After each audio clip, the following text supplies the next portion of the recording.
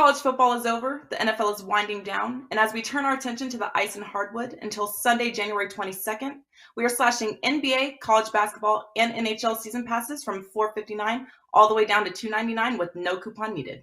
This special price locks in your favorite handicappers in the sport of your choice through the championship for pennies on the dollar versus buying daily packages. And since the price will remain $2.99 through midnight on January 22nd, the earlier you buy, the more days you get included at no additional cost. How much are you saving? College basketball comes to just $3.55 per day through March Madness, and the NBA and NHL discounts come out to just under $60 per month to lock in your favorite handicapper through the finals or Stanley Cup. Go to your favorite handicappers page at WagerTalk and or Sports Memo and lock in your sports through the championship for only $2.99 each. If you want to combine handicappers or multiple sports, email us and we can work out an even more significant discount for you.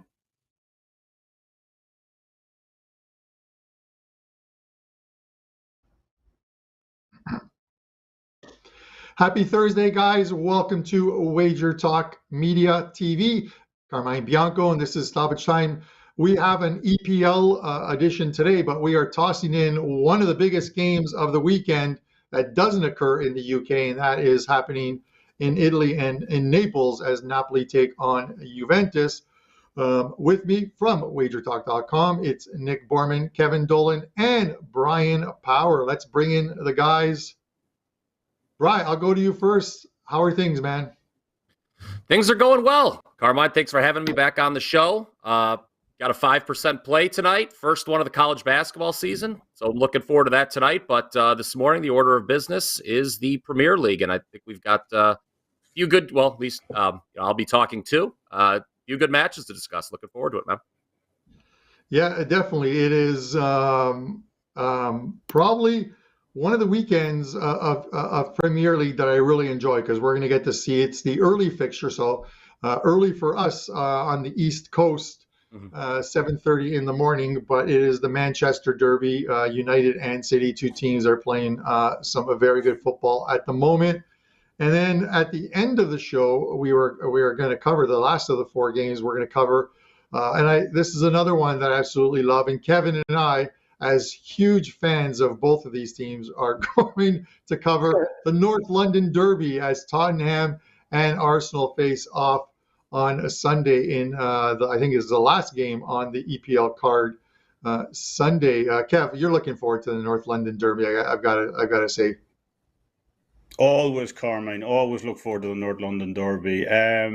But yeah, all good my end as well, although we did get rinsed last night. I'm going to use the plural sense, rinsed in the face. 2 red cards, missed penalty appeal as well. Believe a few of us got stung on here as well, ugly stuff. But, did cash. This happens sometimes where, I'm deciding between 2 plays. I had 2 plays loaded. I'm like, I'm going to be restrict myself to one. The other one that I left on the table was Nice, and they won 6-1 against Montpellier. So it's just one of the, you always pick the wrong one. So I keep telling myself every season, obviously, that we should know. If you've been watching this Stoppage Time show for the last couple of seasons, there are certain blacklist teams we've mentioned on this show time and time again. FC Cologne, Rennes, there's probably a few others I can't remember off the top of my head. But I need to make a list. I need to stick it on my monitor, not to bet these teams. But yeah, apart from that, look, things are going well right now. And, especially in the NFL, which we'll again mention, at the end of the show. Awesome, and keep hitting those NFL ones. And listen, same thing happened to me with Rennes as well, too. 2 red cards in that second half after they had pulled even. After they pulled even, I thought they had a very good chance to win that one. But that first red card pretty much did them in. The second one sealed their fate. But Nick, Kev makes a good point. This is probably the one show where everyone will talk. We're not all talking about winners. We acknowledge the losses each and every time, and there are some teams that can deal some losses to us. Köln in Bundesliga, for one, I think they've been a thorn in mine and your side over the last couple of years, as well as Pavlos's. Yes, indeed, and I too was a victim of Rennes yesterday. So it sounds like we were all renned, as Kevin said. You could have added Arsenal to that list, but perhaps this is finally the year. We keep saying that they are getting off of that list. They worked their way off the list, but we hated them for years too. But it's been a great return since World Cup until yesterday. Of course, I went 0-3 in League One. Rennes was one of those plays, but still, even with that, up 40% profit in the last, I guess, almost a month now, 3.5 weeks or so. So hopefully we'll rebound from yesterday, and got a play going on today, Thursday, one on Friday, and then the weekend card looks awesome. So I can't wait to get into these games, you guys. Nick, it's ebbs and flows, and it's a marathon and not a sprint. You'll bounce back, and you've had a great start. Just keep it going. I'm going to order that soccer belt, that WWE style belt that Kev and you and Brian and Pavlos are all looking to win the Stoppage Time championship. But we'll see how it goes. Anyways, guys, let's get right to it. First game on the card, and we'll do obviously the Serie A game. This one goes on Friday. Napoli and Juventus. Let's have a look at the odds on this one. Napoli minus 106. The draw plus 248. Juventus plus 313. Listen, Kev, before I go to you, I'm going to, obviously, I'm a big Juventus fan. And listen, these are the top two teams currently in Serie A. Napoli up top with a 7-point lead over Juventus and AC Milan, who are on 37 points. But these are the two best defensive sides. Napoli have only allowed or conceded 13 goals through 17 games, which is an absolutely great defensive record, and yet they're not even first defensively. Juventus has only conceded 7 goals in 17 games. It's Allegri ball, much like Conte ball at Tottenham. This is Allegri ball in Turin. 8 straight wins for Juve, 8 straight clean sheets for Juve, but they're winning these games like 1-0, 2-0. I'm going to keep this short and sweet. There's only one way to bet this game. I don't want to take a side. You can only bet this one way. I'm taking under 2.5 goals. This feels like a 1-1 type game, maybe a 2-0 type game. Napoli I still feel Napoli are the better team here, but I can't go against a team that has won 8 straight games with 8 clean sheets. So I'm going to take the under 2.5 and look at it in that and look for a low-scoring 1-0, 2-0, 1-1 type game. Those are my thoughts, Kev. Let me know where you're going here. Can't really argue, Carmine. As you mentioned, Juventus have been simply, exceptional over the last 2 or 3 months. You said unbeaten in 8 straight league games now. They've banked 14 goals over that run. They've went from 8th to 2nd in the league. I know there was some concern over Allegri's position. Because obviously it was a disappointing start for them.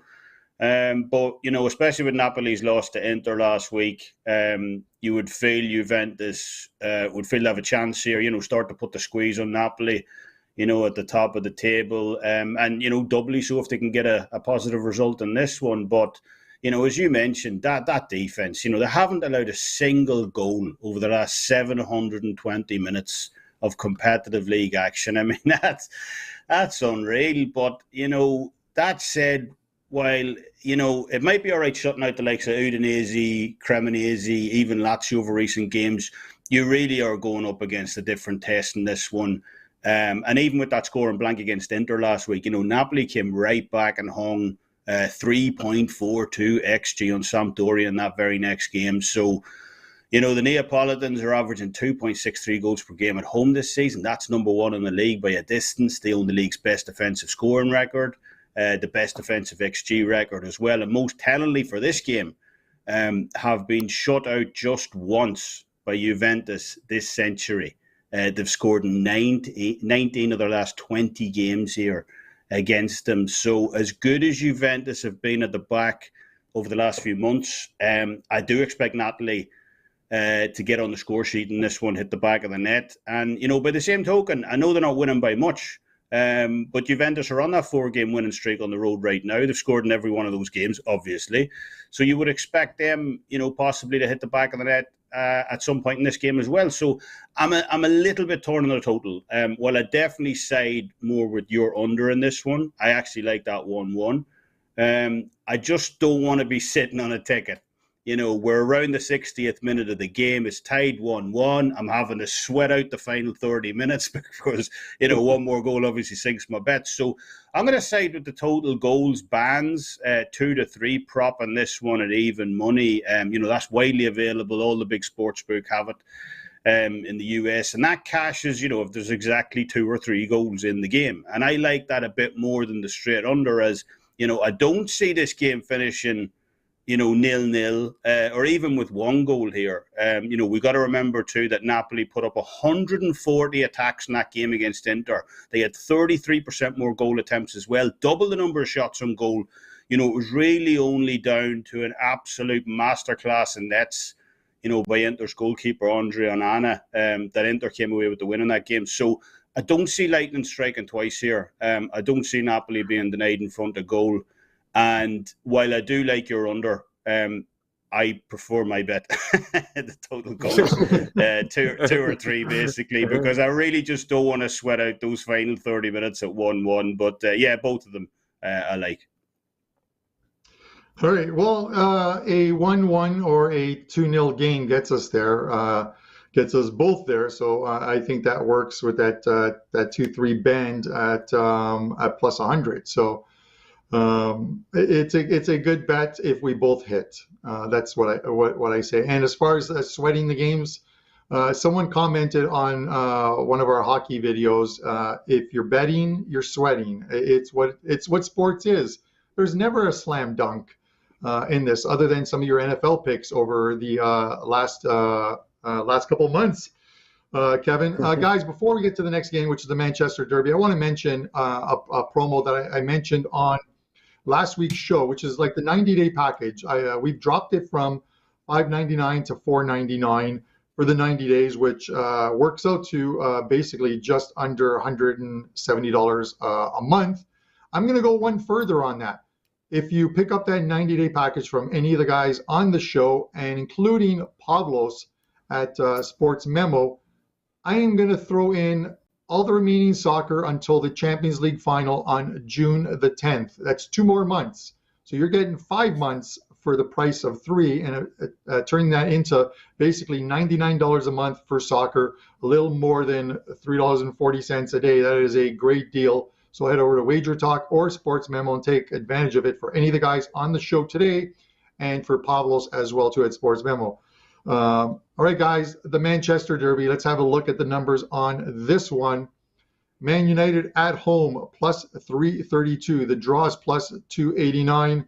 City, minus 126. The slight favorites here. City getting knocked out of the EFL Cup yesterday, losing to Southampton with a much different lineup than what you'll see on Saturday morning. Brian, I'm going to go to you first on this one. I always love to ask the question, will Manchester be red or will Manchester be blue at the end of this fixture? Well, we've certainly come a long way. I don't need to tell you guys, since October when City beat United 6-3. Man U has lost just once in their last 18 competitions, being 3-1 to Aston Villa in November. They're 6-0 since the World Cup break, 16-1 on aggregate. And you mentioned getting out in the semis of the EFL Cup yesterday, they're into the semifinals of the EFL Cup. And since Erik ten Hag took over, they've won 20 of 27 overall. And that is the fastest to 20 wins for any manager in club history, which surprised me. And United really has been as good as any Premier League side since ten Hag became the boss. They've won 11 of 15 in the league, earned the most points in doing so, 9 straight at home in all competitions, 7 clean sheets. But still not looking to fade Man City right now, especially since they figured to be pretty grumpy after that loss you just mentioned, Carmine, 2-0 to Southampton in the EFL Cup. Did not even register a single shot on target. First time that's happened for City in a match in almost 5 years. But as you mentioned, it was a much different look, that lineup, compared to what we will see on Saturday. My guess, obviously, they're more focused on this one. And this is important for both sides. City, obviously, 5 points back of Arsenal for the top spot in the table. United, just 4 points behind City. They're sitting in 4th right now. Got revenge on the United side for the last 3 meetings, quite frankly. And then City's out for redemption from yesterday. I would be stunned if both teams did not get on the score sheet in this one. A little square like last week for the first pick But once again, we will hit the both teams to score prop that worked with Real Madrid, Villarreal last week, and I believe it will work here as well. You don't pay juice on winning wagers, Brian. Yes, So, yes. I'll take Yeah. I'll take a winning wager on a minus 175 than a losing wager on plus 140. So get the win. Nick, I'm giving you the final word on this one. United under Ten Hag, hopefully I pronounced that correctly, playing extremely well right now. And City's had that congested schedule, but this is a big one for them as well too. They want to keep within striking distance, obviously, of Arsenal, especially with that Arsenal game on Tottenham against the Spurs in the North London Derby, which could see them with a win here, and any Arsenal drop points, bring them within a game. Or 3 points of that top spot, man. Where are we going here? So Brian said he wasn't ready to fade City, and I'm not ready, necessarily to fade them in the sense that I think they'll lose this match, but I think United have a very good chance to at least come out of here with a draw. I usually break these games down with a lot of data, but I'm not going to do that in this one. This is the Manchester Derby, which actually is not that old. It's only the 52nd meeting of these teams in the Premier League ever. We've got to remember, Man City is not really a storied club. They're more of a recent success story. But Brian already mentioned the results of the EFL Cup. United's through. It was tougher than they expected against Charlton. Both teams rotated sides as we expected. United got the lead early, but really needed to bring on a couple of their guys late in the second half to put that thing away, which Rashford did. And I mean, Rashford is one of the guys coming into his own and looks like one of the best players right now on offense that we're seeing anywhere. And of course, he's getting United fan base just falling in love with the guy. Last year they hated him, this year they love him. So it's changed really quickly. Then you got City, who same thing. They started off rotated, fell behind 2-0. Pep tried to bring out the big guns in the second half, including Haaland. Not a single shot on target is pretty embarrassing for City, because they obviously were trying to win that match and move on, especially considering they put everything they had in a full lineup in the round before that against Liverpool. So they definitely wanted to advance there. It's not like they just, were laying up here and saying, screw, we don't care. They wanted to win, and it's a tough thing for Pep to swallow is losing. So I do agree with Brian. It is a little scary to think that they won't come out here and play well. But I think United have, this is about confidence, this is about momentum. And this is perhaps about tactics. I mean, Ten Hag seems to have these guys playing very well, knows how to set them up. Pep might be questioning a few things from that Southampton match, so I'm a little hesitant on just, he tends to overthink things, I think, more than anybody else. That's what always costs him in the Champions League. And in big-time games, he seems to fall apart a little bit. That's usually his own doing. But, if you look at the results recently, City obviously have won the last 3, 6-3 back in October. That was right in the middle of the Ronaldo drama, so I'm not worried about that. Completely different team, it seems, at this point. And then, of course, last year's results, you can't even look at those with, just a completely different side with Solskjaer and then Rangnick as manager. So none of that matters to me. This United team is just playing very, very well. They certainly seem like a team capable of getting a result here of at least a draw. I have been saying it for a couple weeks now, but I'm going to take the head start, Carm. I like to do that. United getting a half a goal, also called the double chance. Very simple way to play this match. So as long as they win or draw, we're going to cash. I don't think this is going to be a high-scoring game either. Brian's probably right with both teams to score. Maybe it's a 1-1. Maybe it's a 2-1, one way or the other, I suppose. But I obviously think more so on the United side. But I don't see a lot of goals. So if you want to go a little greedier and you can pair the double chance, Man United double chance, with under 3.5 goals, you can get plus 175 on that, and then a 1-1 type of a game cashes a bigger ticket for you. But I do like United to walk out of here with at least a point, so I'm taking them with the head start. All right, Nick Borman, Wager Talk. It looks like some United fans are happy with what you're saying here, or what you and Brian are saying here. Listen, guys, another big fixture going this weekend. Let's have a look at this one. Brighton and Liverpool. Brighton plus 244. The draw is plus 270. Liverpool's plus 106. Nick and Brian, I'm going to let you guys handle this one as well too. Brian, I'm going to go to you first on this one. Over the last 2.5 years or 2.5 seasons when these teams meet, they've been pretty damn good games, both teams winning 1 and 3 draws in there. And the draw earlier this season, I think it was back in October, 3-3 at Anfield.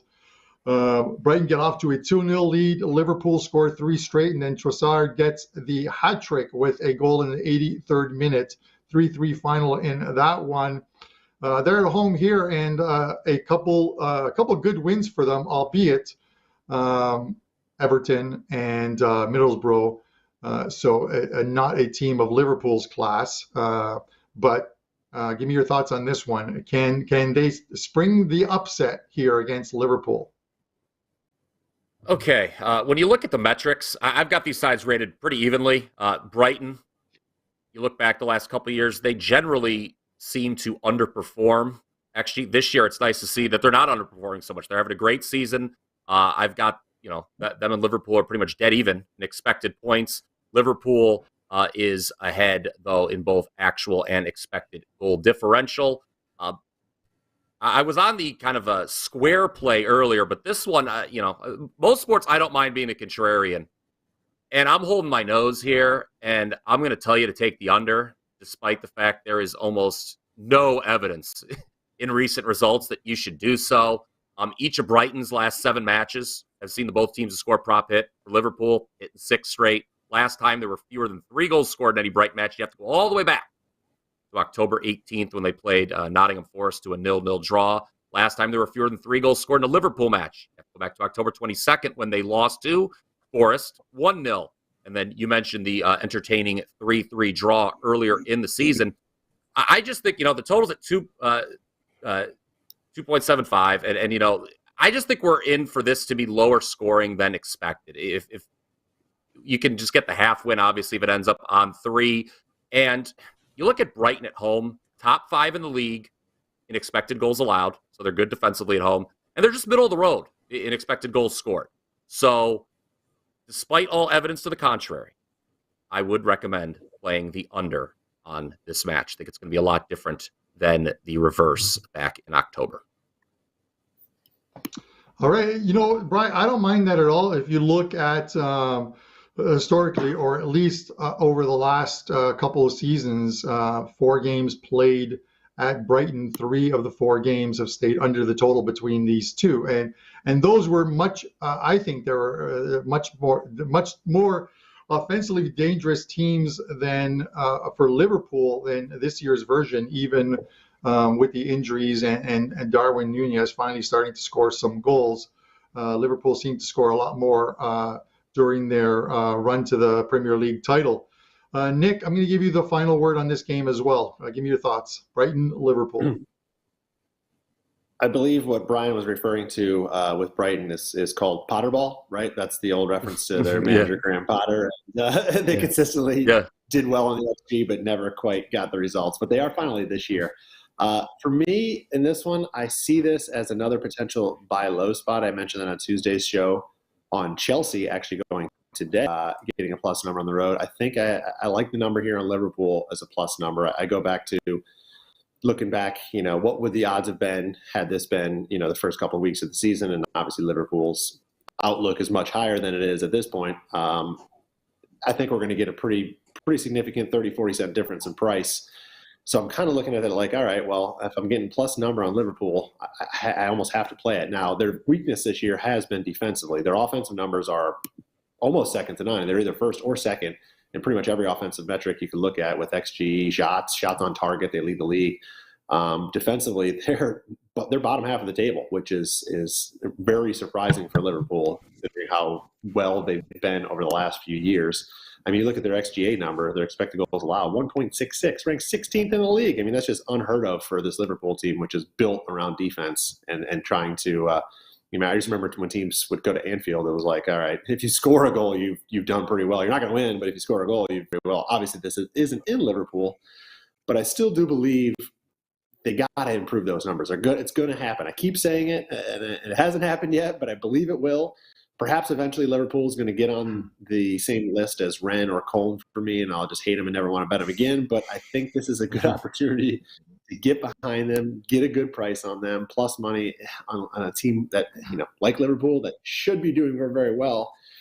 It's got to happen here. Right now, Liverpool are fighting for just Champions League. I mean, there's no chance they have it winning this league. They're 17 points adrift to Arsenal, but they need to start getting results just to, hang in that top four, because eventually they're going to start to fall to a point where, that's not even a real possibility. And I just can't imagine a world, gentlemen, that we live in that Liverpool isn't playing Champions League football. So I think it's going to be a Liverpool win. One last thing I'll mention is the corners market. Not out yet, but I expect a lot of corners in this game. Brighton are average 7.9 corners at home this year, ranks number 4 in the league. Liverpool are number 1 overall, 7.3 average per game, and number 1 on the road, 6.6. If you don't believe necessarily that Liverpool are just going to go in here and win this game and it's going to be tight, then I would really recommend looking at the over on the corners, because that to me means that Liverpool is going to have to push hard. They're going to really press the issue towards the end of the game, and that always seems to generate extra corners at the end. So the number's not out there yet, but I will definitely be taking a look at the corners market and possibly playing the over, because both of these teams generate quite a bit. But plus money spot here in Liverpool, guys, is my suggestion. Plus money for Nick, plus 110 on Liverpool. And yeah, missing Champions League is fiscally a disaster for any of the top sides. But I hear great things about the Europa League. So we'll see, Red fans, where you guys are at the end of the season. There. Okay, one game left. This one goes on Sunday. It is the North London Derby. We've got to get Kev back on the screen because Nick misses them. Let's have a look at the numbers on this one. Tottenham plus 225. The draws plus 263. Arsenal plus 116. Some nice plus money right across the board. And Kev, I'll make mine quick on this one before we go to you for a better breakdown on it. Listen, Arsenal dropped points last time out against Newcastle in a scoreless draw, and it's only the third time all season, and the first time since back in October, I think October 23rd, where they've dropped points this season. That was at Southampton, and then of course losing to Man United. Those are the only times they've dropped points all weekend. But this is always a tough one. Spurs got a confidence building. Big second half, scoring 4 goals at Palace in the second half. And that came on the heels of what was a completely terrible and flat game at home, losing 2-0 to Aston Villa. It's like these teams have swapped mentalities. Arsenal is winning games, and with Tottenham, you never know which team is going to show up. But one thing is certain, over the last 10 plus years, almost 10 years, the home team in Premier League, when these two teams meet, have dominated this. 12 wins, 7 draws, no losses. You've got to go back to 2014 when Arsenal won at Tottenham 1-0 to find a time in which the visitors actually won a game. And I'm going to do the Nick Borman here. I call it the Nick Borman. I've named it. I'm taking the head start here. Tottenham plus a quarter of a goal. That is pick'em and plus a half. So if your bet is $100 on Tottenham on plus a quarter goal, you get them at a pick'em on the two-way betting line, and you get also at plus a half a goal. If it finishes in a draw, you win half your bet. Tottenham wins outright, you win it all. Arsenal win, you lose them both. Give me Tottenham plus a quarter of a goal. Kev, are you with me or are you against me? I am with you, Carmine, but I'm going to take it even further. I think this line is mispriced, to be perfectly honest. You know, something I've covered on this show before, something I always like to do actually when evaluating games or look at previous match prices between the two teams. You know, that's not to say things change. Obviously, things change, you know, but it does give you a guideline as to how much they've changed, you know, in your opinion versus what the market believes. And if we go back to this fixture in May between these two sides in Tottenham Hotspur Stadium, Arsenal were going off a plus 220 for that game. And now they're going off a plus 116. You know, that's over a dollar line move right there. And I just can't be having that for as good as they've been playing. You know, it's just too much of an overreaction in my mind as to how far the market has adjusted in this game. And, you know, Tottenham actually thumped them 3-0 in that game back in May as well. And as you mentioned, you know, the home side the home teams have dominated these fixtures. They're undefeated at home against the Gunners in all of the last 8 Premier League head-to-heads here, winning 6 of those 8 outright as well. So, we got Basuma likely back in the starting lineup for this game. Kulusevski may be coming back as well as a substitute. So there's some green shoots of optimism potentially for Tottenham here. And at this price, plus 225, at home, with the kind of head-to-head record that Tottenham have shown against Arsenal in this venue over recent seasons, I'm more than happy just to take a shot with the outright here and back Tottenham at these kind of odds. All right, and Kev, a couple things. First of all, if you ever want to get entertained, and you've probably looked at some of them, when this game is being played, all you got to do is go to social media and go to Twitter, click on the hashtag for this game, which is TOT AVS probably, or ARS, and the fan bases. There are no 2 fan bases that chirp each other more than the Arsenal Tottenham fan bases. It's absolutely incredible and funny watching the fans go back and forth at each other. Pictures of empty trophy cases for the Spurs by the Arsenal fans. It goes back and forth. So I'm looking forward to this game. It should be a good one mixed in with some NFL on the weekend.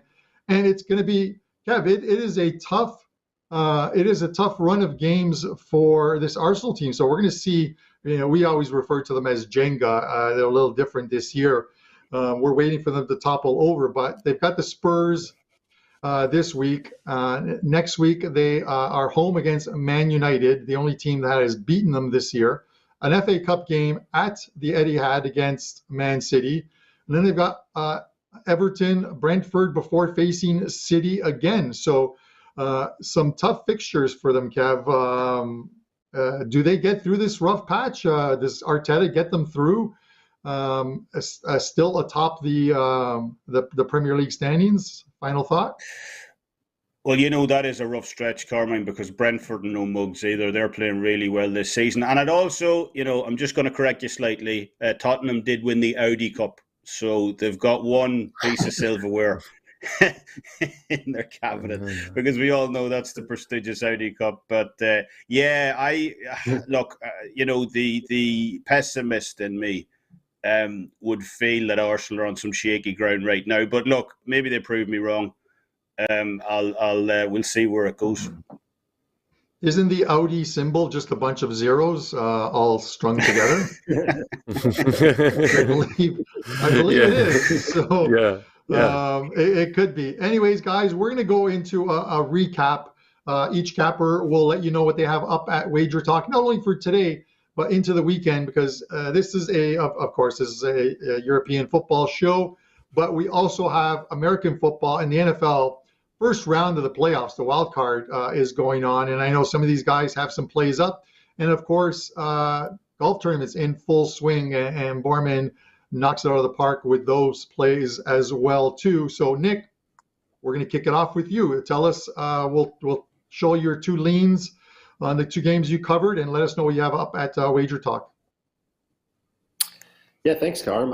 We got a 4% best bet going today, Thursday, another 4% best bet going on Friday. These are both in soccer, and then have a Premier League 3-pack with 4% best bets going on Saturday. So a lot of games that I do like, as far as usually I do more cautious 2 or 3%, but these are 4s. So I do like a lot of spots here for this upcoming slate, and good time to get a 3-day pass, right? You can get all the action, just $49 for soccer, cover you through at least Saturday, or if you get it Friday, cover you through the entire weekend.